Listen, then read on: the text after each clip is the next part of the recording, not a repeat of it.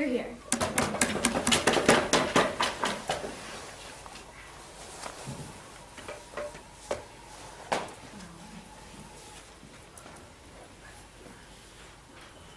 What Hannah and I believe today is this new kind of advertising that is non-sensationalist and only advertises the true features of a product, that consumers can make the best choices in a better market, and they can do it at the least amount of cost and harms to society.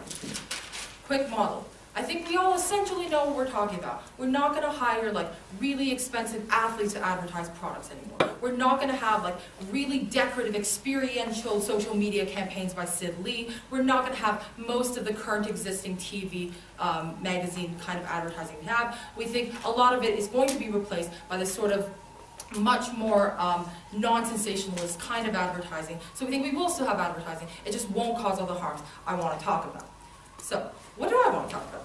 Well, first, one, we think advertising necessarily decreases the quality of people's lives, right?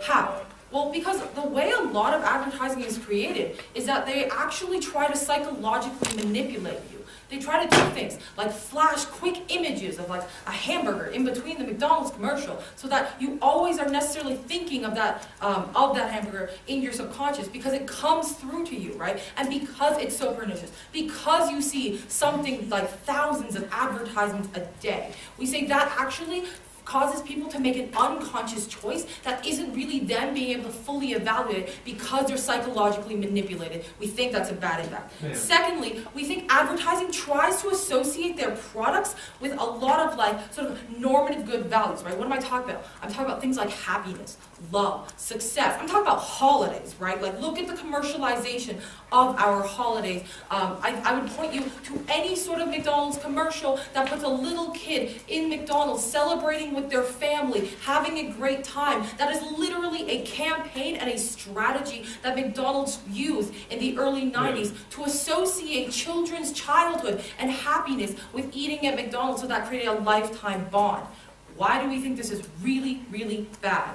One, we think it now takes money to experience these sort of things that we believe every person deserves to feel, right? We think every person deserves to feel happiness, love, to feel like they can be successful. We think it makes it necessarily classes because now if you are poor, you can't buy these products that advertising and the culture that advertising has created tells you that you need to make it, to make yourself feel those ways. Back half. Engage with the notion that regardless of all of that, sensationalism still drives the economy. Wait till my second point.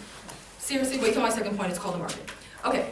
Then another impact. We're telling you that it actually, as a poor person, makes you feel like your life and what you're experiencing isn't as meaningful, isn't as valuable. It tells you that because you can't buy really expensive flowers and diamonds and whatever for your lover on Valentine's Day, that your love isn't as meaningful, isn't as special, isn't as romantic as someone who is richer than you. I think that is necessarily debilitating to your quality of life as a poor person. I don't think anyone deserves to feel that way because we have a classist culture.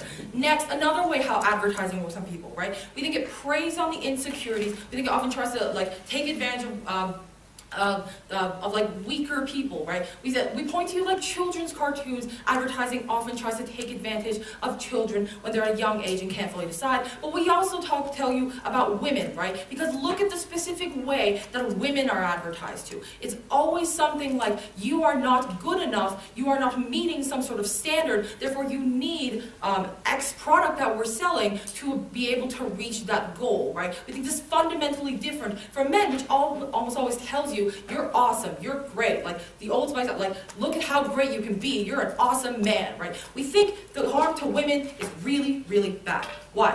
One, you cause the social harms and you cause like all the sorts of issues with women's self-esteem, with girls having eating disorders, with this culture of women believing they have to look amazing all the time. Second, you add to the superficiality. You make women believe they're only valuable for their looks because that's what these advertisements tell them they should be. Thirdly, we think a lot of these times these advertisements actually designate women into a role in society and tell them that they are unable to fulfill that role in the way they should, and that's why they need products.